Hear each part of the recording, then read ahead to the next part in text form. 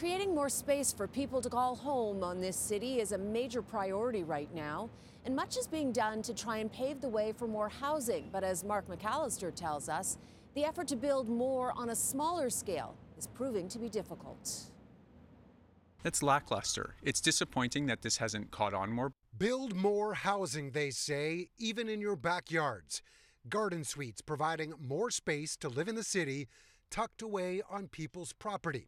But not many have been built since they were first given the go-ahead. This is a lengthy and complicated process, and you can see that playing out in the numbers of units that have been built so far.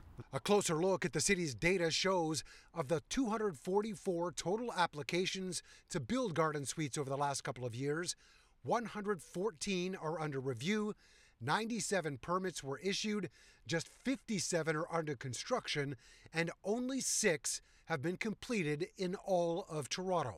Part of the reason, experts say, is the significant cost involved to build right now versus return on the investment. It's especially problematic because the missing middle, this infill type of housing, fills a need in terms of ground-oriented housing. That need for what can be called gentle density can be helped by laneway housing as well, greenlit by the city in 2018.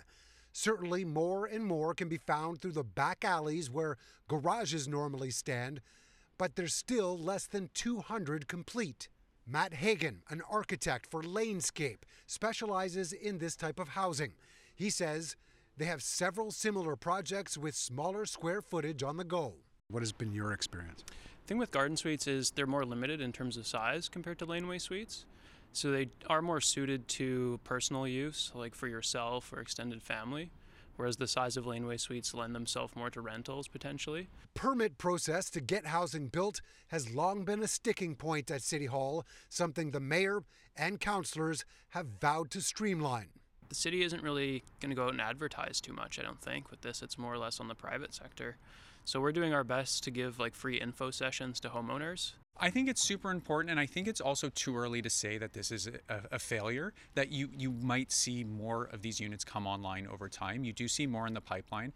The industry will get better and more organized in terms of how they promote this type of development. Next steps to try and get more garden suites and laneway housing built in the city is more studies to see if changes to the application and approvals process need to be made. It's up for discussion at a committee meeting next week.